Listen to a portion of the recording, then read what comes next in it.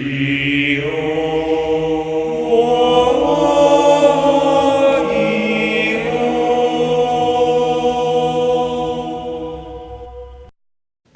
morning, YouTube, and today we have for you a Mythical Beast deck profile. This just received some new support in Cybernetic Horizon. It's a deck that I've had built since the previous one, but it's been in the testing, and I finally found one that I'm a bit comfortable with. May not be the most relevant, but I've had a good time with it, and hopefully you can grab something from it. Let's hop into it. Starting off with our monsters, we run a playset of Mythical Beast Master Cerebus. This is, of course, probably the most expensive card and one of the best cards in your deck. His pendulum effect allows you to, like all of them, if they're the only thing in your pendulum scale, blow themselves up to search for a a Mythical Beast from your deck and add it to your hand. And then his monster effect is he gets 2 spell counters each time a spell card is activated, and while you control 4 or more on him, he can't be destroyed. And then he can remove 4 to banish an opponent's monster, and he gains attack. Fantastic card, probably one of the go-to cards in your entire deck that you can get some crazy combos with. Next, we have Mythical Beast Jackal King. Jackal King is great because he special summons from your extra deck, so it's just easy to pop Cerebus, pop Jackal, special summon Cerebus, pretty cool. But Cerebus is actually pretty decent on his own right. First off, he's a 6-star monster, so he's one of the few pendulum summonable monsters in this deck. Not that you're going to be doing a bunch of it. And he has the ability to negate a monster effect, I believe, by removing 2 spell counters. Plus, he gets 2 spell counters as well each time a spell counter is activated. So that's something that's really crucial, especially in my particular build. Next, we have one of my other personal favorites of this deck is just the regular Mythical Beast Jackal. His pendulum effect just gives you a spell counter on a card that can have it. Not too great, but where he really shines is you can remove 3 spell counters from anywhere on the field by tributing him, and special summon any single Mythical Beast for effect monster from your deck except himself. So the nice part about that is that it's not once per turn, so if you have other ways of bringing him out, it's easy to get a higher board advantage without having to pendulum summon or special summon from your extra deck. Next, we have Mythical Beast Cerebus. His pendulum effect lets you pop a spell trap card, but his monster effect is what's really kind of cool. Is if your opponent summons a monster, special summons a monster, you can remove 3 spell counters from anywhere on the field, special summon it from your hand, and return that monster back to their hand. So it's a nice play stopper, and kind of like a hand trap in a deck that doesn't have hand traps. It's really weird. Next, we have Mythical Beast Medusa. This is definitely one that isn't featured in most Mythical Beast decks, but I've really enjoyed it, especially in the way I've built this deck. If its special ability allows you to destroy it, special summon a Mythical Beast in your graveyard and onto the field. So it's kind of nice since it doesn't whereas Jackal King requires you special summon from the extra deck, which means that you either have to have a link zone open or it's your extra monster zone. Medusa lets you special summon from the graveyard, so if you set up your graveyard, you don't necessarily have to put an extra monster zone, so you have a little bit more room to do more stuff. So it's kind of neat. His monster effects is too much to cry for, too much to excite for rather. You get to have the attack and defense of a monster on the field by removing 2 spell counters. Not too bad, and definitely in a pinch if you need something to have spell counters on. Medusa's not too bad. Next, we only run one Mystical Beast Basilisk. He's actually proven to be a little bit better than I anticipated. It's really great if you've gone for your Cerebus and your Jackal King. If you have no other card in the other Pendulum Zone, you can pop him and target a Pendulum monster that is in your extra deck and shovel it back into the deck and then draw a card. So it gives you a nice little bit of recyclability for this deck. And his monster effect isn't too much to jump for, but it's not too bad. Each time a spell card is activated, of course, play a spell counter on it. And you can remove 3 to return 1 Mythical Beast card from your Pendulum Zone or face up from your extra deck to your hand. So it's not too bad. It gives you a little bit of ability to reset if you've done goofed and messed up. But we only run it at 1 because it can be quite cloggy. And you're going to see that a lot of cards are run very small in this deck. Next, run a playset of Chronograph Sorcerer. Now, the interesting thing about Chronograph Sorcerer is there's a lot of synergy with King Jackal. So, Astrograph we lost, and it was kind of detrimental. But in the same sense, this gives you a scale 8 to go through scale 4s. Now, you're not going to be doing a heck of a lot pendulum summoning, but it's definitely an ability that can actually happen. So not only do you have 2 level 6s in the deck, but you have another scale that lets you special pendulum summon your 6-star monsters. And then additionally, you can special summon himself from your hand as many times as you need to. His pendulum effect kind of lets you special summon out the Time Gate Wizard, or Time Gazer Magician, but I like not to run him after a few bits of testing and dead hands. But we definitely run this as a playset because it gives you some free special summons, nothing to complain about. And if you have like an Electromite, it definitely gives you a little bit more advantage as well. Next, we run 2 Mythical Exemplar. She is fantastic in the fact that she gets 2 spell counters each time a spell card is activated, which is, in its own right, just fantastic and stackable, and one of your best normal summons other than your Jackal. She has the ability where you can remove spell counters, and then you can special summon a monster from your hand or graveyard equal to the level, whose level is equal to the amount of spell counters removed. And with the way I've designed this, it's really easy to get the spell counters on her, as she can facilitate some fantastic plays in this deck. That's maybe just once per turn, but it's great, just as is. And rounding up our monsters, we have a strange, interesting tech. We have Indimon, the Magical Magician. So the interesting part about him is he came out in the structure deck where you have the Magical Citadel of Endymion. His effect is he can be special summoned by removing 6 counters from Endymion, the Magical Citadel of Endymion. But that's not required to be the way you special summon him out. So it's kind of nice is that you can bring him out with Exemplar. And there's a few other little interesting cards in here that we'll get to that allow you to facilitate and special summon this guy from anywhere. His ability isn't too much of a shabby as it is. That's kind of why I put him in here. You can add a spell card from a graveyard to your hand, and then once per turn you can discard a card to a spell card to pop a card in the field. So that's a pretty interesting little effect and kind of a fun little tech choice. You can easily take him out, but I've had a grand old time running him in here, so I keep him as 1. Moving on to our spell cards, we have a playset of Magical Citadel of Endymion. Now, as we saw earlier, we do run 1 Endymion, so it's kind of nice to run this in here. Mostly this is just to facilitate, of course, your spell counters. It's really nice when you can tribute cards and use their effects without having to eliminate their own counters, like a Master Cerebus. You can keep him protected by still using his effect. You can use it on your Garuda, your Jackal King, and still keep them alive and able to continue your plays and facilitate it. So we run it as a playset, just kind of, it's a nice card. Next we run 2 Terraforming. Now what's interesting is that we don't run the 3 Terraforming for our Magical Citadel because the field spell isn't as necessary, and there's a lot of times where it can be very cloggy.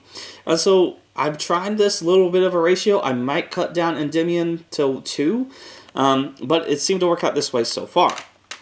Next, we run a playset of Mythical Bestiary. It's really interesting how they mix a lot of best and beast and all that stuff. Anyway, send the top 2 cards of your deck to the graveyard, then target a face-up monster that can have spell counters on the field and place 2 on it. So a lot of times you'll just be getting 3 spell counters because it's a spell card in its own.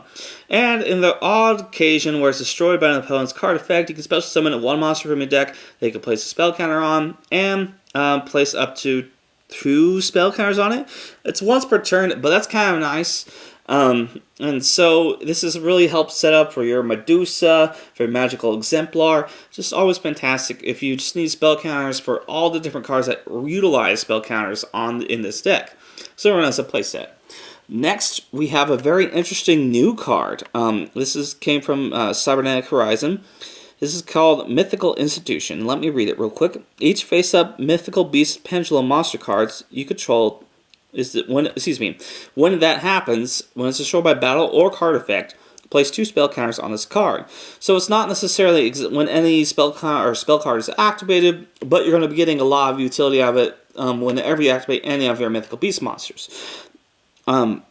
So after you place those 2 spell counters on here, then you can remove any amount of spell counters from it and add a monster to your hand from your deck or face-up extra deck with a level equal to the number of removed spell counters. And it has the same protection effect as the regular Magical Citadel. Is if it would be destroyed, you can remove a card from there instead. So it gives you a lot of that excess hand advantage that you really need, and allows you to remove your kind of stuck extra deck monsters since you don't really link too much, or you don't have to link too much in this deck. And so it gives you some nice little recursion, holds a bunch of spell counters. So we only run it as 2, so you don't see it too much, but you can see it when you need it. Next, we run 2 Beast Magic Attack. This is another one that came out in Cybernetic Horizon. You can remove spell counters from anywhere in your field to activate this effect. Return 1 Mythical Beast Pendulum monster you control to the hand, or special summon 1 face-up Mythical Beast Pendulum monster from your extra deck, then place 2 spell counters on it. That's what I'm removing 4. And then the 6th one we don't really have to worry about because it's for any Pendulum monster, but the only one we'd have to worry about that in the case would be Chronograph Sorcerer. So we don't really have to worry about the 1st and 2nd effect. So this kind of allows you to regain the advantage. It's an additional card you can activate, and it's a nice in a pinch. That's really the way it works. And so you don't really want to run it as a play set because it gets rid of your much needed spell counters, but it has definitely allowed some facilitation for the deck that allows you to get some renewable spell counters. Next, we have 1 Power of the Guardians. This is something that came out, again, the previous set. Wasn't really designed necessarily for Mythical Beast, but it works fantastically for it. If attack was declared involving the equipped monster, you can place 1 spell counter on this card. The equipped monster gains 500 attack and defense for each spell counter on this card. If the equipped monster will be destroyed by battle card effect, you remove 1 spell counter from your field instead. So it allows you to stack up and go for a lot of damage. I only run it as 1 because I realize in this deck there's a lot of cards that you don't want to see more than once per turn. As you've noticed, there's a lot of 2s and one-offs in this deck, and so when I came up with the idea for the spell cards, I run a lot of 1 and 2 offs, as we'll get to progressively. Moving on with our 1S, we run a 1 Day Apiece, an Upstart Goblin, and a Pot of Desires. I've started to agree with the school of thought that if you play 1 Pot of Desires, you'll never run into a Pot of Desires. So I've run it as 1. It's not dead ever. Kind of neat. And it gives you a spell card that you can just activate, which is really what you need in this deck. A card that can give you advantage, plus you can just activate it. That's really a rare breed. Next, we run a Foolish Burial, again, to help set up your Medusa, to set up your Exemplar. Just always fantastic. A 1-for-1 because, of course, Beast Jackal is one of your go-getters, and it's not once per turn. And again, it does the same thing as Foolish Burial, helps set up your graveyard.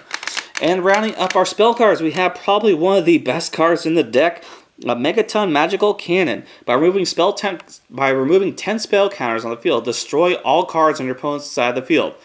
It's kind of crazy and used to be almost impossible to do, but now with all these new cards, it's very easy to pull off. And so that rounds up our spell cards. Moving on to our extra deck, we start with the Naria the Morale Leader. He has a back row Disruption. Fantastic because you have 6 level 6 cards in this deck. Fantastic. It was really popular when the Mythical Beast / Pendulum Magician thing first came out, so it's not too much explanation needed there. You run a Hope Harbinger Titanic Galaxy because you don't really, you probably won't be needing it, but just in case you do have a case where you need to have a little bit more protection with your Cerebuses, you can just overlay to him. Next, we have a Logis generic Rainforest. We have Baguska, Heartland Draco, which is easy to do. The full Utopia, the Lightning Bizdu going on here. Performer Pal Trapeze Magician. The nice part about him is that this card can really stop trap chicks in its tracks, which is kind of interesting because it's not a lot of bulk damage, and you don't take any damage less than his attack. So it's kind of nice, and it requires 2 spellcasters to bring out, and you run only spellcasters, so might as well run them, so right? Next, continuing our XCs, we are on an Abyss Dweller, a number 101, and a Gaga Cowboy to round up our XCs, because really, Cowboy has been seeing a little bit more utility with the new time rule. Moving on to our links, we run a Link Karibo, we run the new Way Witch's Apprentice, and the Hip Dude himself. So these are the 2 new generic Link 2s. Of course, your Witch is your dark generic, and your Hip is your light generic. It kind of conflicts with the fact that half of your deck is dark, half of it's light. But it actually works out pretty well and allows you to go for some little interesting extra combos that you can possibly utilize. And rounding up our monster run, a Deco Talker. Of course, this should probably be a heavy Metalvose Electromite if I had it, but really it's not a deck that you necessarily need an extra deck for. So this all here, this is just kind of an excess thing that you can utilize for however you want and make up any combo you want to. And that's going to wrap up our Mythical Beast deck profile. This is definitely a very, very fun deck that I've had a lot of fun with. I got every single one of the cards on the original sneak peek. which is great because Cerebus is now considerably higher than it was during Sneak Peek for some strange reason. And ever since I've been a little bit hesitant because, of course, the Jackal King and the Cerebus, and have seen a lot of play in the Pendulum Magician. So building a pure version has probably will lead to a bit of hate and some very opinionated comments, but I figured might as well have some fun with it, especially running the Endymion in there. I've always wanted to play him inside of a deck, and now there's definitely a deck that can utilize it and bring it out consistently whenever you see it. So it's I hope you can grab something from this deck. Of course, leave any suggestions, comments in the this and down below, because you know your opinion is probably good or better, just as much as mine is. So hope you can grab something from this. Thanks, and have a great day.